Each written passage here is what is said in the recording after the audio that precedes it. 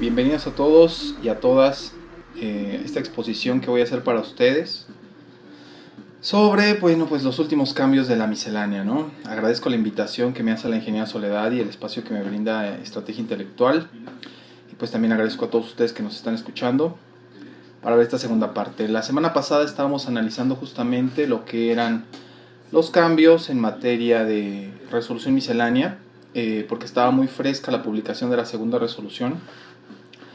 Y bueno, ahorita ya estamos a unas alturas donde pues ya hasta tenemos la tercera resolución en proyecto del SAT, ¿no? Eso es algo muy rápido se están dando todos estos cambios, y bueno, pues es importante tener en cuenta que pues tenemos que estar actualizados y estar muy al día con todo lo que está pasando en materia fiscal.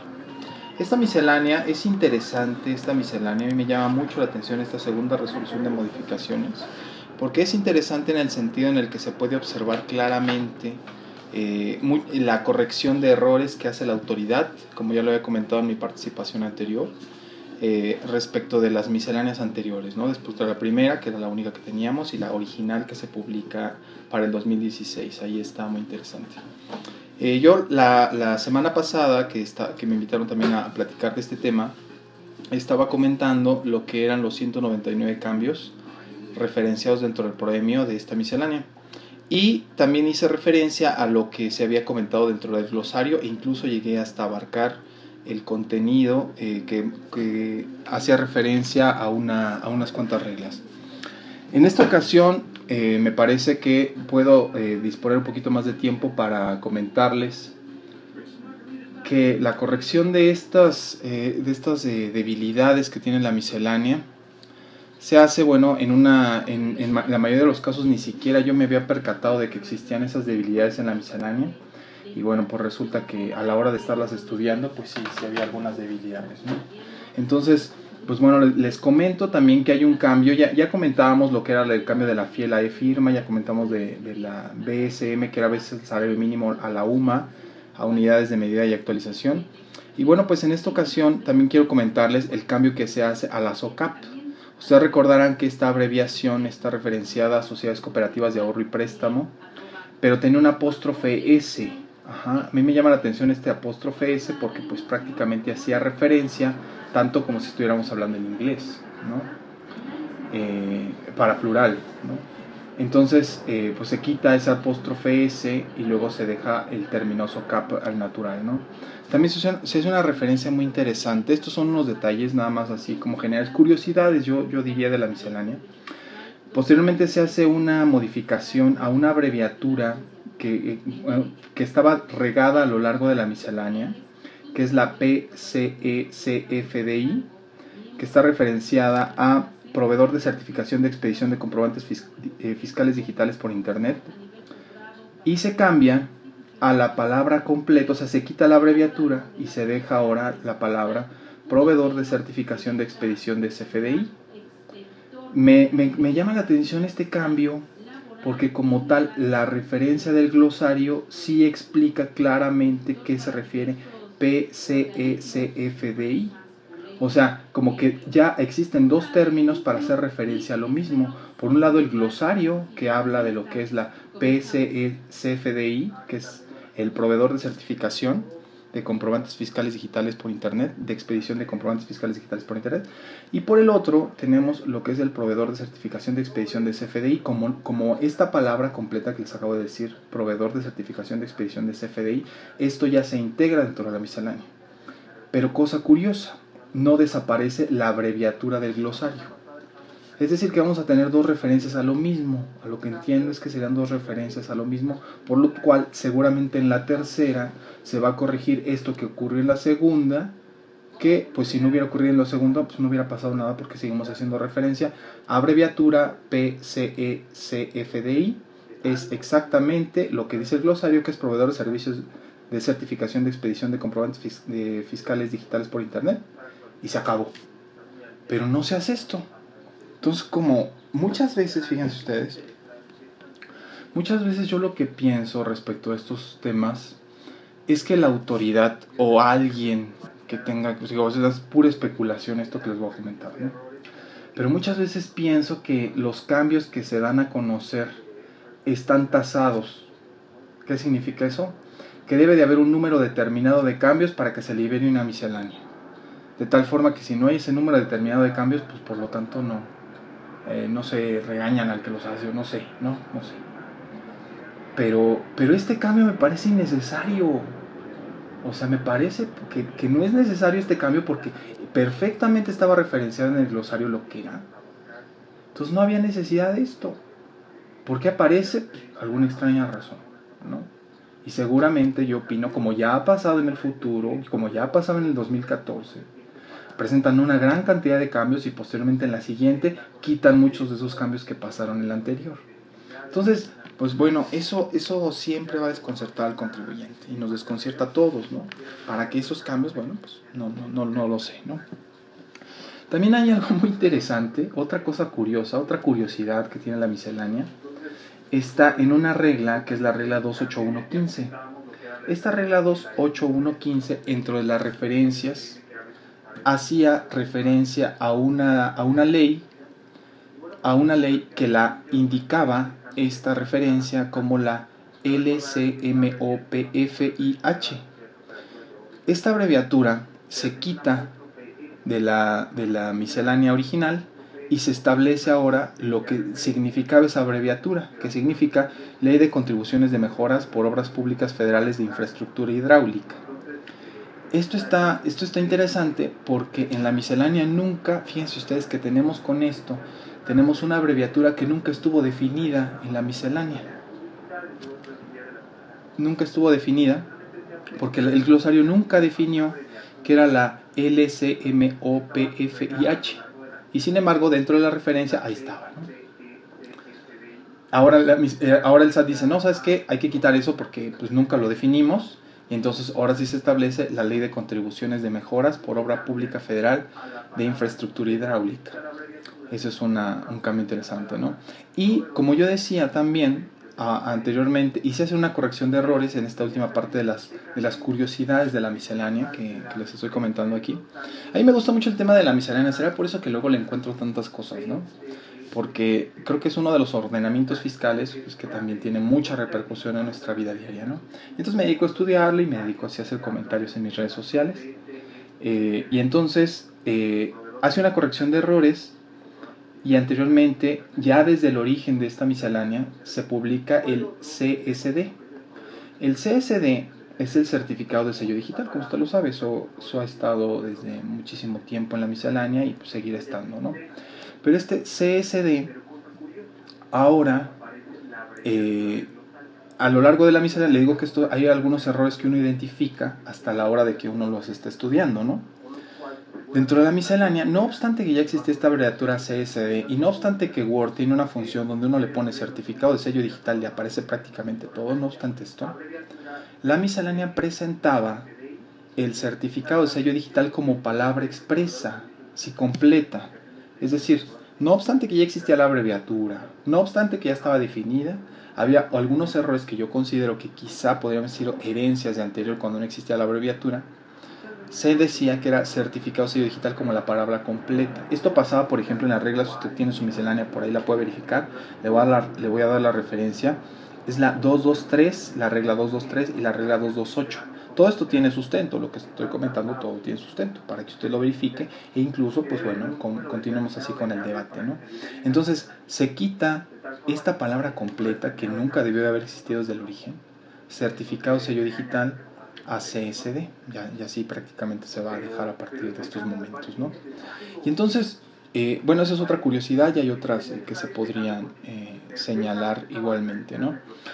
Por ejemplo, en la regla 2.1.39, a partir de este momento ya dejamos prácticamente lo que son las curiosidades y vamos a entrar ya de lleno en analizar algunas reglas que a lo mejor podrían a usted apoyarle o ayudarle para observar de qué fueron los cambios, ¿no? Que esa es prácticamente la idea.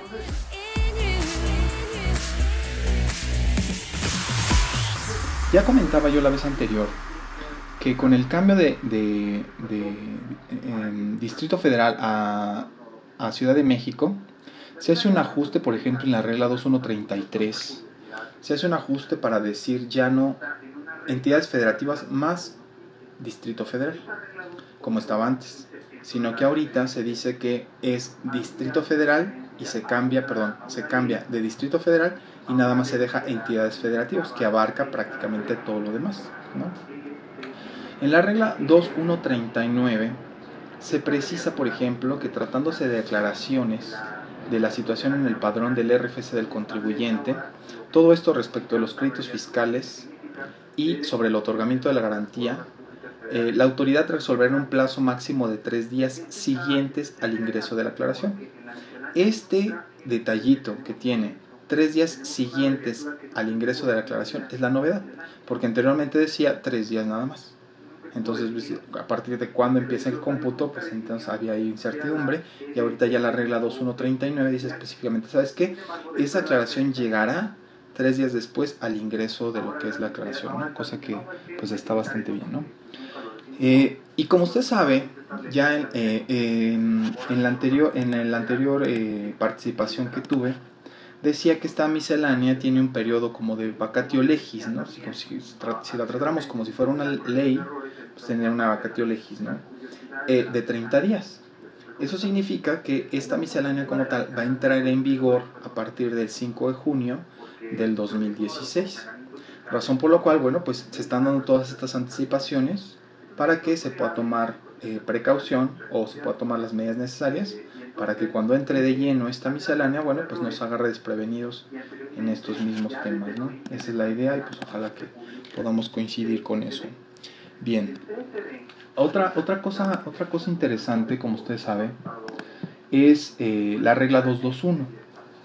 Esta regla 221 lleva el título que dice valor probatorio de la contraseña. Es aquella vieja regla que dice que la contraseña se considera una firma electrónica y funciona como mecanismo de acceso a los servicios electrónicos que brinda el SAT, ¿no? Lo interesante de esto no es nuevo, pero me parece importante que lo destaque aquí. El tercer párrafo de esta regla, que señala que cuando la contraseña no registre actividad en un periodo de 3 años consecutivos, esta misma va a quedar sin efectos. Ajá. Entonces hay que considerar mucho eso, porque es muy probable que a lo mejor hay muchas personas que viajan y después quieren regresar a recuperar o mandan sus datos para que se hagan todos los trámites, y es muy probable que esa contraseña pues prácticamente quede sin efectos una vez transcurridos 3 años a partir de la última actividad registrada dentro del portal del SAT, ¿no? Eso es muy interesante también, y eso igualmente hay que considerarlo, ¿no? En mi participación pasada yo comentaba, y ahorita voy a hacer referencia a esta regla porque es importante que usted lo sepa o lo recuerde, claro que sí, que la regla 216 habla pues de los días inhábiles, ¿no? Entonces en esta ocasión, con esta miscelánea se señala que son días, se adiciona como día inhábil el día 2 de noviembre del 2016 para efectos de todos los cómputos y todos los plazos que se tengan que hacer en materia administrativa. Se señala que se detienen prácticamente estos plazos, ¿no? Ahora vamos a seguir con otra regla interesante. Hoy vamos a comentar, le voy a comentar algunas reglas ahí que vamos a estar analizando sobre esto. Y tenemos la regla 232. Esta regla 232 habla de los saldos a favor del ICR de personas físicas. Como usted sabe, esta regla es la que hablaba de la devolución automática cuando se presentaba la declaración anual. Es la misma regla que limitaba que en el caso de que el saldo a favor fuera un importe igual o mayor a 10,000 pesos, bueno, pues se tendría que presentar utilizando la e-firma o la fiel. Esta acepción fiel, como usted sabe, ya lo comentaba en mi programa pasado, en mi invitación pasada, porque este no es mi programa, hacía referencia, se cambia la fiel por e.firma. Entonces el cambio en este sentido va en que únicamente se hace la sustitución de fiel por la e-firma, ¿no? Y hasta ahí no tenemos mayor complicación. Ahora, un aspecto interesante es que debemos de recordar que que esta regla en específico fue interesante porque también es una facilidad, pero establecía ciertas limitaciones para efecto de ejercer ese derecho o esa opción que daba la regla, ¿no? Entonces dice, por ejemplo, que excluía de la facilidad a algunos contribuyentes. Por ejemplo, aquellas personas físicas que hubieran tenido ingresos durante el ejercicio por bienes o negocios que hubieran sido en copropiedad o sociedad conyugal o sucesión. Esa era la primera. Y la segunda era que en la devolución de saldos a favor sea por montos superiores a 150,000 pesos, ¿no? En este caso, pues prácticamente se excluían a ellos, a estos contribuyentes, y pues se tenían que ir por el procedimiento natural, ¿no? Que era mediante el FED. Bien, el FED que estuvo desde la quinta resolución de la miscelánea pasada, me parece ya por diciembre, ¿no? Y bueno, así se deja, ¿no? Ahora, lo que hago referencia aquí es un segundo párrafo que tiene esta regla. Segundo, que dice que cuando no se ubique, cuando el contribuyente se ubique en los supuestos que he mencionado, en estos dos que mencioné, entonces él puede solicitar la devolución de su saldo a favor o remanente no autorizado a través del FED, formato electrónico de devoluciones. Ahí no hay novedad porque eso ya estaba desde origen. La novedad aquí está en que dice la misma regla en su versión anterior. Dice, para lo cual deberán contar con la contraseña para el acceso al portal y certificado de fiel vigente o la e-firma portable para realizar su envío. Eso se le adiciona un requisito más, un requisito obvio, pero quizá de tan obvio ya no era requisito porque no se incluyó, que decía que deben de contar con su clave del RFC. Entonces dice, bueno, lo vas a poder hacer mediante la FED, pero lo vas a poder hacer con tu clave del RFC, con tu contraseña, con tu e-firma vigente o la e-firma portable. Entonces yo no sé, a lo mejor alguien ejerció este derecho y dijo, no, ¿yo por qué le voy a poner el RFC si la miscelánea me está diciendo que nada más necesito contar con esos dos requisitos, la contraseña o la firma, o la fiel o la e-firma portable, y ya? Y entonces se corrige eso y ahora le dicen, no, sabes que también con tu clave del RFC. O sea, es que son cosas tan obvias, pero pues que a lo mejor alguien dijo, es que yo no tengo por qué ponerle mi RFC porque pues la miscelánea me da la facilidad y como tal me dice que son todos los requisitos, pues es todo lo que yo lo incluyo. ¿Se dan cuenta ustedes aquí muchas veces lo complejo que se puede volver esta situación tan casuística en materia tributaria en México? Que la normatividad tiene que ser sumamente precisa. A eso me refiero, ¿no? A eso me refiero, y eso es lo que tenemos que estar considerando, ¿no? Bien, el día de hoy, en mi primera idea que traía yo para esta charla con ustedes, yo traía la intención de platicar con ustedes 19 temas que estuve agrupando a lo largo de la miscelánea, que me parece que son los temas sobre los que se modificó esta miscelánea, 19. Relevantes, ¿no? Porque podemos decir que son más porque las abreviaturas y los errores y bla, bla, bla. No, pero 19, digamos, de manera global, ¿no?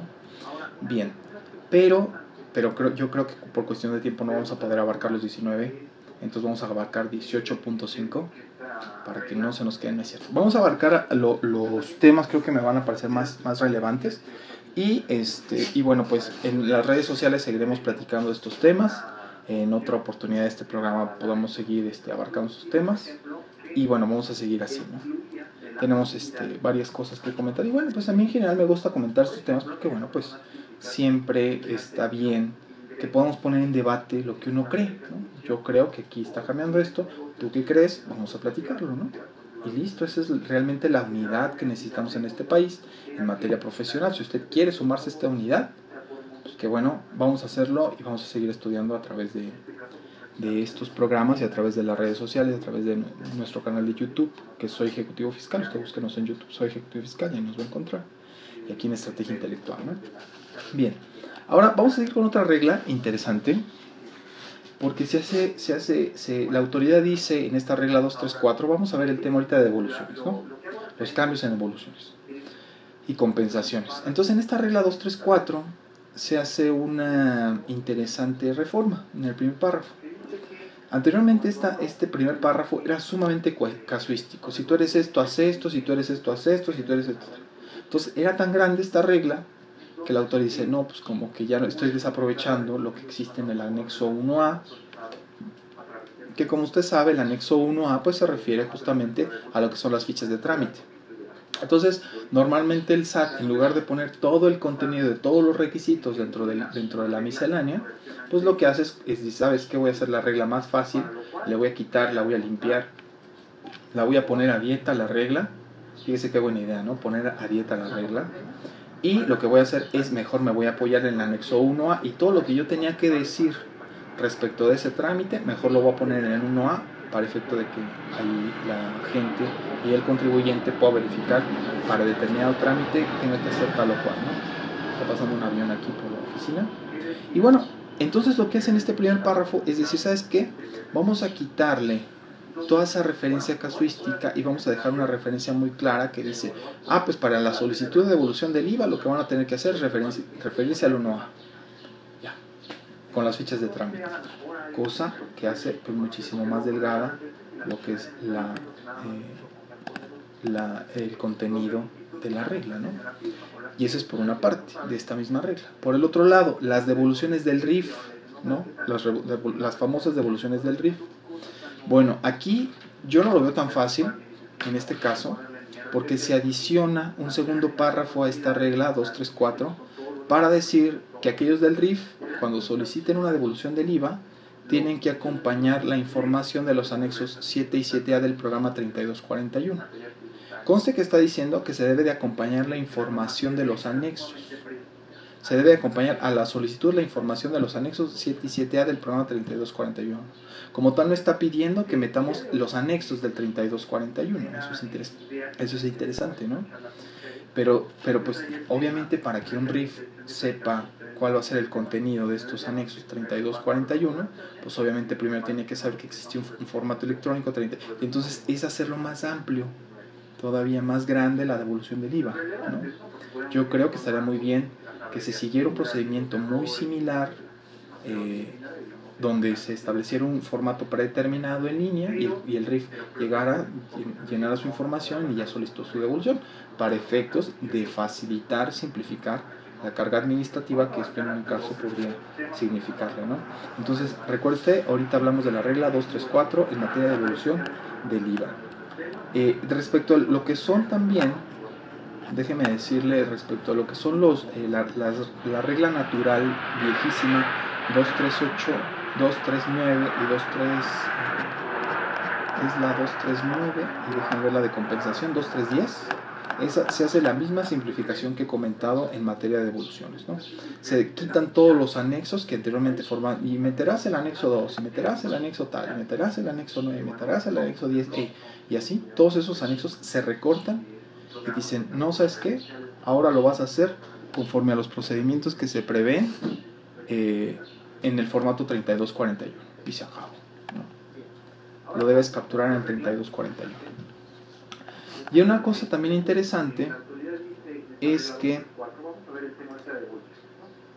en materia de los certificados, esto no es nuevo, esto ya estaba. Nada más quiero destacar, por ejemplo, lo que dice la regla, que tratándose de personas físicas que no estén obligadas a inscribirse al RFC, en el caso de que el saldo a favor o pago del individuo sea inferior a 10,000 pesos, no es necesario que cuenten con el certificado de firma electrónica, por lo cual dichas cantidades podrán ser solicitadas a través de cualquier módulo de servicios tributarios de la Administración Descentralizada de Servicio al Contribuyente, ¿no?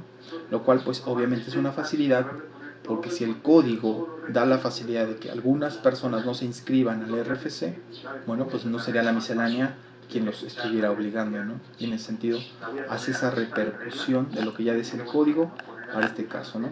Y como comentaba también en la regla 2310, que es en el aviso de compensación, pues se hace exactamente esa misma simplificación. Y también se hace la misma simplificación, se hace la misma precisión en materia de RIF. En materia de RIF dice, en el caso de que tu RIF compenses un saldo de IVA, tienes que exactamente incluir la información del 3241 del anexo 7 y 7A a tu solicitud de compensación. Es decir, nada más le dan el mismo tratamiento espejo. Tanto lo vas a hacer en devoluciones de IVA como en compensaciones de IVA para RIF, ¿no? Y eso se hace mediante una adición de un nuevo párrafo a esta regla 2310, ¿no? Bien, ahora, recordarán ustedes, les voy a comentar algo que nos ponía a todos muy nerviosos, o a algunos nos ponían nerviosos, a otros no, de lo que era aquello de que cuando los contribuyentes generaban su saldo a favor y la presentación del aviso de compensación. Voy a hablar de la regla 2313, ¿no? Esta regla 2313 lo que dice es que se va a hacer una, o más bien lo que decía, era que los contribuyentes, cuando resultaba en su DIP saldo a cargo y optaran por pagarlo por compensación mediante el saldo a favor manifestado en su DIP, igual, ya sea provisional, definitivo o el anual, entonces quedan, o los servicios de declaraciones y pagos, para que sea más general, quedarán relevados de presentar el aviso de compensación, y así se quedaba, ¿no? Eso lo decía el primer párrafo, el de la 2313, y sabes que si el origen y el destino es declaraciones y pagos, entonces evítate la compensación, ¿no? Muy bien. Pero esta regla tenía un segundo párrafo que era un poco como que medio oscurón, ¿no? Y comento que era oscurón porque decía, mira, ¿sabes qué? Si tú eres dictaminado, entonces tú, papacito, sí vas a presentar información del aviso de compensación. Y entonces retomaba aquellas hipótesis que estaban en el 32A de código y decía, mira, en el caso de que obtengas ingresos acumulables superiores a 100 millones de pesos, el valor de tu activo sea superior a 79 millones de pesos, o 300 de tus trabajadores por lo menos se hayan prestado servicios en cada uno de los meses, bueno, entonces todas esas hipótesis referencias del 32A de código, que es justamente el del dictamen, entonces tú sí tienes que presentar esta información. Ya con toda esta cuestión tecnológica, con todo lo que estamos viendo al día de hoy, la autoridad dice, ¿sabes qué? Ese párrafo también ya me lo voy a llevar, y desaparece. Entonces podemos decir que incluso para los dictaminados, si el saldo a favor de origen se genera en DIP y el saldo a cargo se va a hacer mediante DIP, pues prácticamente estamos eximidos de presentar el saldo del aviso de compensación, ¿no? Y eso pues prácticamente se vuelve también una misma facilidad, ¿no? Ahorita, a la mitad de mi charla más o menos, voy a dar mi primera tanda de saludos, si ustedes me lo permiten. Como ustedes saben, yo formo parte de la comisión fiscal de la zona centro del Instituto Mexicano de Contadores Públicos, y por lo tanto, pues en esta ocasión quiero saludar a nuestro presidente, que es mi amigo, el contador público y licenciado en Derecho Sergio Ramos, y también quiero mandar un saludo a nuestros colegios de nuestra zona, que es el Colegio de Pachuca, el Colegio de Toluca, el Colegio de Morelos y Cuautla. También les mando un gran saludo a todos mis amigos de ahí de esa parte, ¿no? También quiero saludar a mi amiga la contadora Estela Martínez, a mi amiga la contadora Guadalupe Villagómez, y abogada también, a la licenciada Claudia Luz González, a Rocío Rodríguez, y a mi amiga la contadora Marina Hurtado. Le mando también un gran saludo, que me dijo que no iba a comer por escuchar este programa, cosa que pues se agradece mucho el gesto. Muchísimas gracias. Y bueno, vamos a seguir con este tema porque tengo algunos otros saludos, pero luego soltar todos los saludos de un golpe, pues como que dices, pues ya ni se entienden los saludos, ¿no? Entonces mejor vámonos despacio. Bien, ahora vamos a hablar de la devolución automática del IVA, si ustedes me lo permiten. Esta regla que se volvió de verdad una cosa pues sin precedente en la historia de México.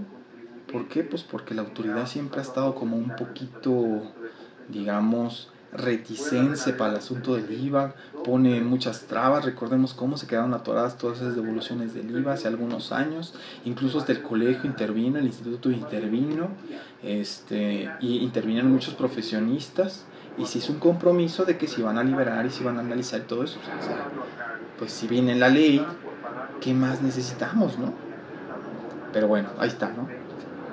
Y entonces se complicaba mucho. Pero entonces llega esta novedad con esta miscelánea de la devolución automática del saldo a favor del IVA. Automática, ¿no?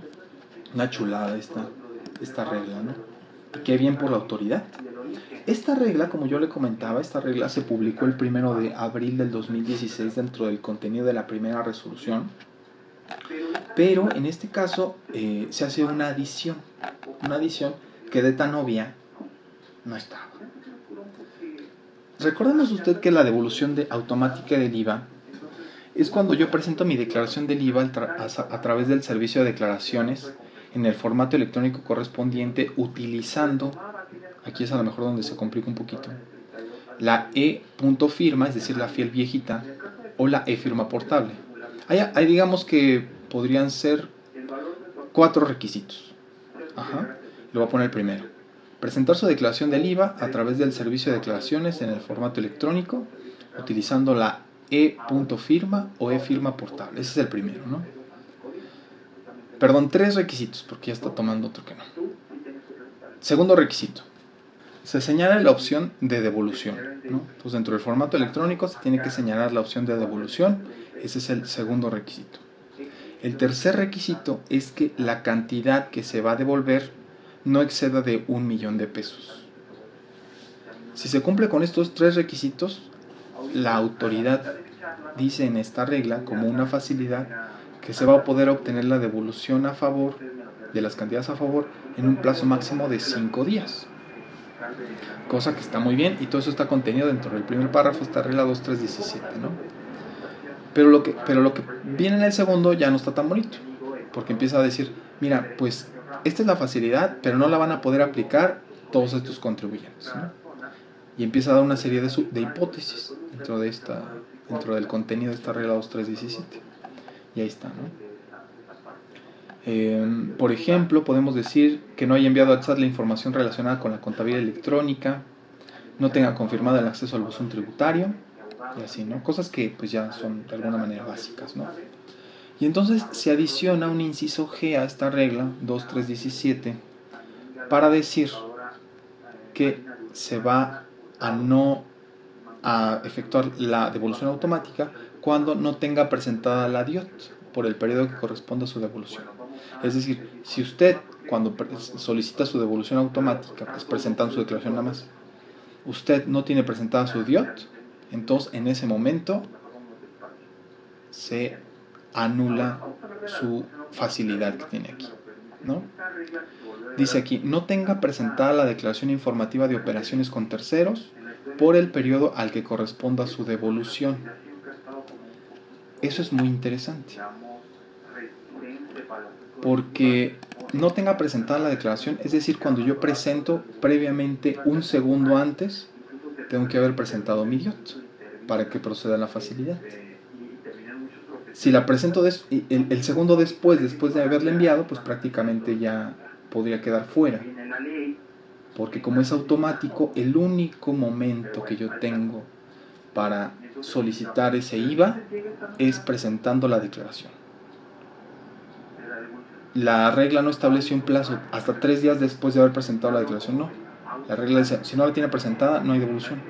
Entonces, una nueva mecánica dentro de sus procedimientos internos de las empresas que solicitan estos, o de los despachos, por ejemplo, que tienen sus clientes con IVA, con saldo a favor, bueno, pues será que se puede establecer el procedimiento de que antes del envío de la declaración se presente la DIOT. Y se tengan que hacer todas las validaciones como marca la ley del IVA, ¿no? Ese es el comentario, ¿no? Pero esa es la novedad en este caso con esta nueva regla, ¿no? Bien, vamos a ver ahora respecto del cumplimiento de requisitos en la expedición de comprobantes fiscales, ¿no? Esta regla ya la comenté en mi intervención anterior, pero quiero hacer referencia a ella porque me parece muy interesante lo que descubrí y se lo quiero comentar porque, como usted sabe, yo vengo aquí para platicar con todos ustedes, pero pues obviamente tengo que preparar cierta información para que yo les pueda pues dar comentarios de valor a usted, ¿no? Usted que me hace el favor de escucharme. Bueno, entonces le voy a decir qué es lo que pasa con esta regla. Es la regla 27132. Usted recordará que ya hacíamos referencia en ella en la intervención pasada. Esta regla, le voy a recordar de qué se trata. Esta regla indica de los requisitos que tienen que tener los CFDI, es en el caso en el que se puede poner la expresión NA o cualquier otra análoga. Ajá, eso es lo que decía, eso es lo que ha dicho siempre esta regla, pero sobre los siguientes requisitos. Y entonces ahí viene el régimen fiscal, el contribuyente, NA o cualquier análogo, domicilio de local o establecimiento en el que se expidan los comprobantes fiscales, y el tercero, la forma en que se realizó el pago. La forma en que se realizó el pago. Entonces, después dice aquí, pues sabes, y entonces se acordaron ustedes que todos no identificado, empezaron a salir un montón de CFDIs no identificados y así, ¿no? Entonces, yo decía la vez pasada, lo que mismo que sigue diciendo la regla hasta el día de hoy, porque no se ha tocado desde mi intervención pasada, ahí está, justamente. Entonces dice que la facilidad de la forma de pago, se restringe en las operaciones de pago en cajero mediante un dispositivo electrónico, que es una de las reglas nuevas, en los actos y operaciones que prohíbe el uso de efectivo en moneda nacional o divisas y metales preciosos, del artículo 32 de la Ley de Prevención e Identificación de Operaciones con Recursos de Procedencia Ilícita, esta ley antilavado, porque este 32, recordemos que tiene 3 supuestos para excluir el uso de la forma de pago. El primero es el pago mediante cajero utilizando un dispositivo electrónico. El segundo son los actos y operaciones que establece el 32 en las prohibiciones para el uso de efectivo de recursos de procedencia ilícita. ¿Por qué? Bueno, me quedo en este segundo, recordemos que son 3, ahorita voy al tercero. En este segundo, ¿por qué? Porque recordará usted que tenemos operaciones topadas para el uso de efectivo. No podemos utilizar monedas, billetes nacionales o divisas y metales preciosos en la adquisición de bienes inmuebles, es decir, la constitución del derecho real,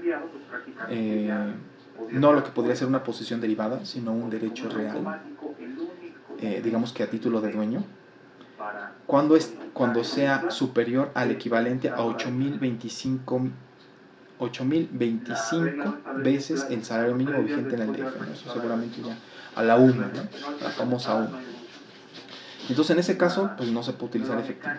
No se puede utilizar efectivo tampoco tratándose de la constitución de derechos reales sobre vehículos nuevos o usados, ya sea aéreo, marítimo o terrestre, cuando sea un monto igual o superior a 3.210 veces el salario mínimo.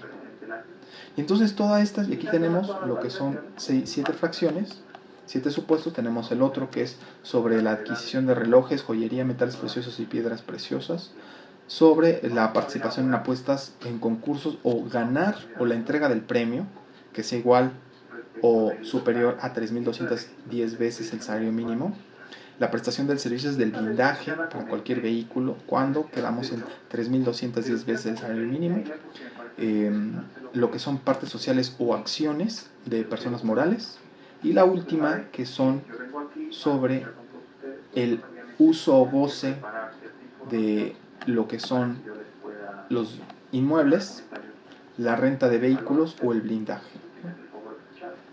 de cualquier vehículo. Bien, entonces eso tampoco en esta segunda hipótesis que le planteaba de exclusión del uso de la forma de pago en NA, se quita esto de LNA y se tiene que poner como tal la forma en la que se efectúa el pago, ¿no? Y la última, que es esta tercera hipótesis que plantea, que restringe, es cuando la contraprestación se paga en una sola exhibición en el momento en el que se expide el CFDI o haya sido pagado antes de la expedición del mismo. Es decir, yo pago en ese momento, el que expide, mi proveedor en ese momento sabe cómo yo le estoy pagando, entonces tiene que poner cómo le pagué. O la idea sería, o más o menos sería que se utilice, se ponga claridad en el comprobante, ¿no? Ponga claridad para que se establezca, ¿sabes qué? Es esto y se tiene que poner la forma en la que le pagué. Porque ya lo sabes, porque te acabo de pagar y ya lo sabes, ¿no? O haya sido pagado antes de la expedición del mismo. Yo le pagué antes en cualquier momento En ese momento él ya sabe cómo le pagué. Para el futuro no sabemos. Para atrás sí sabemos qué es lo que pasó. Entonces, por lo tanto, ponen el comprobante. Lo curioso, ya me voy a ir a un corte ahorita, pero lo curioso es que dice que en estos supuestos, en estos 3 supuestos que he señalado, los contribuyentes deben de consignar dentro del CFDI la clave que corresponda a la forma de pago, de conformidad con el catálogo que está publicado en el portal del SAT. Entonces ahorita al corte voy a regresar para desentrañar este concepto del catálogo publicado en el portal del SAT. ¿Qué es eso? Pues al día de hoy yo todavía tengo mis dudas. Entonces vamos a un corte. Muchas gracias a usted que nos hace el favor de escucharnos. Mándenos sus dudas, mándenos sus sugerencias, sus felicitaciones. Sea usted mi amigo en Facebook o en Twitter. Mi nombre es, usted me puede encontrar ahí como @soyejecutivof. Ahí me puede usted encontrar en Twitter. Y pues también me puede encontrar en Facebook como Soy Ejecutivo Fiscal. Ahí tenemos nuestro proyecto de información fiscal y ahí le podemos estar ayudando. Y bueno, yo ahorita doy mi Facebook personal para que usted también me siga y sea mi amigo en Facebook, ¿no? Entonces vamos al corte ahí con la ingeniera Soledad y ahorita volvemos para seguir analizando esto de la miscelánea. Muchas gracias.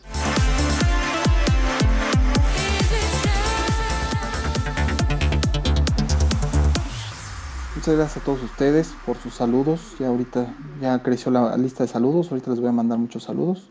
Está yo verificando aquí unas cosas en mi código. Pero bueno, vamos a tomar este tema mi código que es su código, así como mi casa es su casa, así como decimos, ¿no? Sí, mi código es su código. Sí. Usted siempre que ve un colega ahí que no tenga código, dígale usted, mi código es su código. Nada más que cuando lo acabe de consultar me devuelve, ¿no? Ya si hay mucha confianza, pues entonces ya, que se lo lleve a su casa, ¿no? Bien, vamos a ver, fíjense ustedes que a mí me llama la atención esta facilidad porque, como les decía, dice que tratando de los supuestos previstos en los incisos antes señalados, en los 3, que les comentaba las 3 hipótesis, los contribuyentes deberán consignar en el CFDI la clave correspondiente a la forma de pago, de conformidad con el catálogo publicado en el portal del SAT. Catálogo de forma de pago. Ajá, eso es lo interesante. Entonces yo me metí yo googleé, porque es un verbo, ¿no? Yo googleo, tú googleas, él googlea, vosotros googleáis. Entonces yo busqué el catálogo de la forma de pago y encontré el catálogo de la forma de pago. Lo encontré justamente en un anexo 22 de las Reglas Generales de Comercio Exterior para 2016, el anexo 22 en el apéndice 13 del anexo 22, ¿no? Para 2016. Entonces ahí viene el catálogo de forma de pago.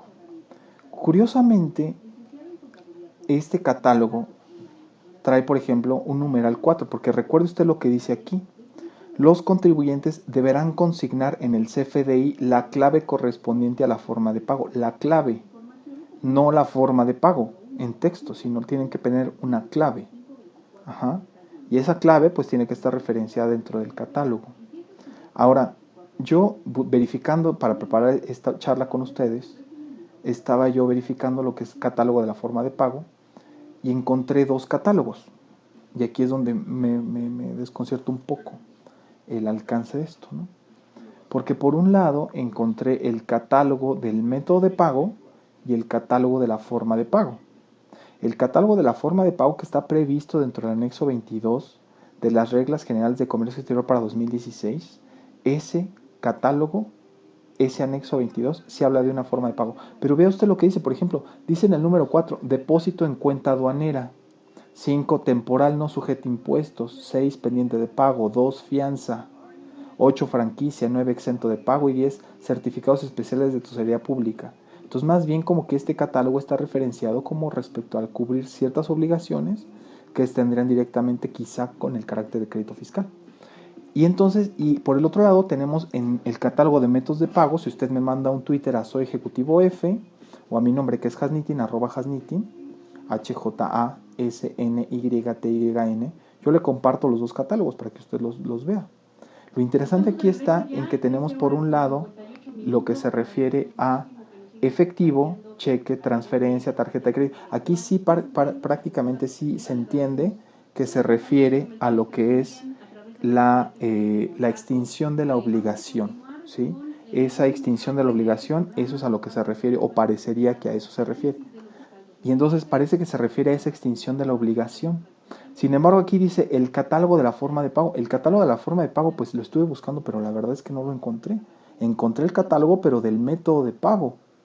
Entonces hay que tener en cuenta este comentario para ver, pues, si nosotros nos encontramos en cualquiera de estas tres hipótesis, que creo que la más común va a ser la última, en el momento en el que me pagan o antes de que me paguen, expedir el comprobante, tengo que poner la clave. Entonces hay que tener en cuenta estas previsiones, ¿no? Hay que tomar en cuenta esto respecto de la clave que vamos a poner ahí, ¿no? Y eso es lo que yo quería comentarle por esta misma regla que hay que tener en cuenta, ¿no? Ahora, ya son las 2 de la tarde, fíjese qué rápido se nos va el tiempo, de veras, porque en esto de comentar cosas, la verdad es que está muy interesante. Bueno, déjeme decirle que hay algunos ajustes, le voy a decir algún cambio también que hay de manera general. Hay unos ajustes en lo que son el proveedor de certificación de comprobantes fiscales digitales, en su nueva modalidad, la nueva modalidad que tiene el proveedor de certificación de recepción de documentos digitales, y también lo que es el proveedor de certificación y generación de CFDI. Recuerde usted, o sea, primero lo que es el PAC, pues prácticamente ese lo usamos todos. Lo que es el proveedor de certificación y generación de CFDI, ese como que se volvió la nueva versión de la autofacturación, pero ya no hay autofacturación, ya necesito a fuerzas que el otro se mete en un procedimiento conmigo para efecto de conseguir un comprobante que avale las adquisiciones o las operaciones que estoy yo realizando con él, ¿no? Muy común en sector primario, por ejemplo, en adquisición de desperdicio también se utiliza esta misma facilidad. En su segunda, primero tenemos el PAC, después tenemos el proveedor de certificación y generación de CFDI, y por último tenemos lo que es el proveedor de certificación y recepción de documentos digitales. Este proveedor de certificación y recepción de documentos digitales, pues es prácticamente el asunto que va a auxiliar al SAT para el asunto de la recepción de la contabilidad. Estos tres esquemas tienen una pequeña reforma, tienen ligeros ajustes dentro de sus propios procedimientos, porque tienen que seguir un procedimiento para ellos recibir esa autorización, conservar esa autorización, las cancelaciones, los certificados, todo lo que se va a necesitar, tienen ligeros ajustes de manera interna, ¿no? Pero sí es importante resaltar, a mí lo que me preocupa es la restricción que se le va a poner expresamente al uso del certificado o al uso de la información para los proveedores de certificación de recepción de documentos digitales. ¿Por qué? Porque su procedimiento está soportado fuertemente en miscelánea. Entonces, la próxima reforma código yo propondría, ¿sabes qué? Hay que regular a estos proveedores porque pues, el procedimiento pues, prácticamente está dentro de las normas del SAT, ¿no?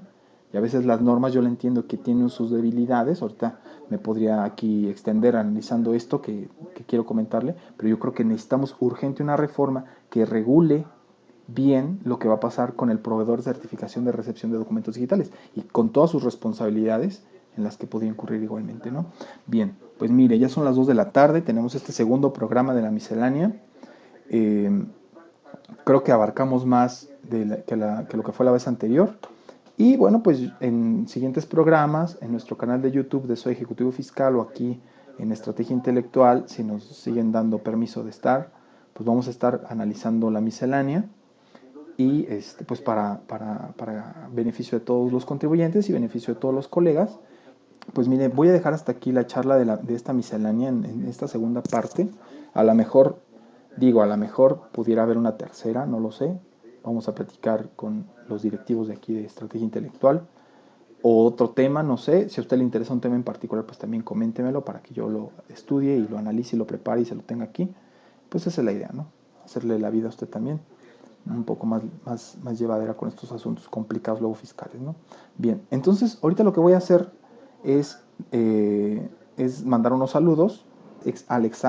Alexandran Hernández, Rosy Hernández, Rosa Isela Jiménez Hernández, Duarte Luz, Rosa María Ramírez Martínez, Flor con Flores, ahora sí me escuchó, espero que sí me haya escuchado.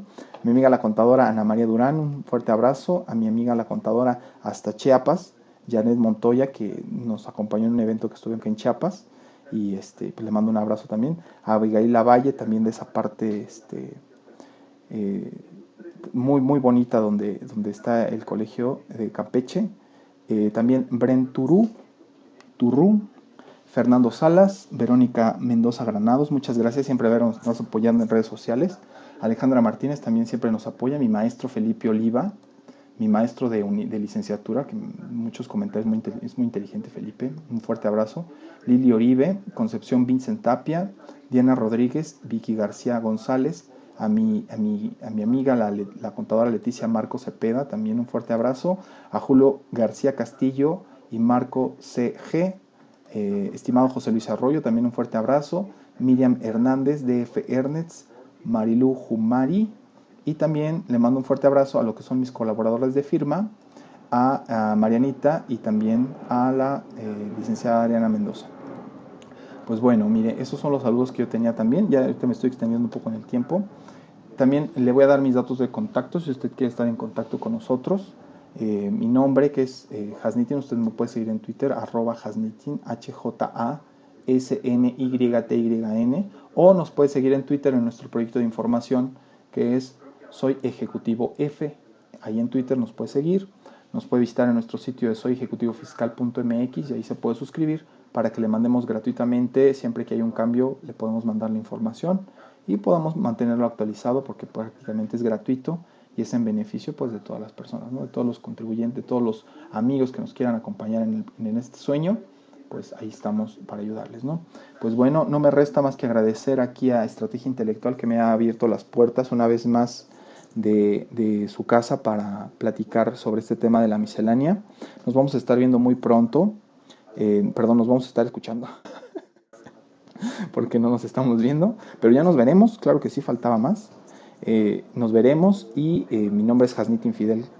Yo le mando un fuerte abrazo a usted, donde quiera que esté. Le deseo que usted sea muy feliz en su vida y que tenga un jueves, un viernes y toda la vida de mucho éxito. Mi nombre es Hasnitin Fidel y muchas gracias. Le mando un fuerte abrazo y que esté muy bien. Hasta pronto y muchas gracias, ingeniera Soledad. Hasta luego.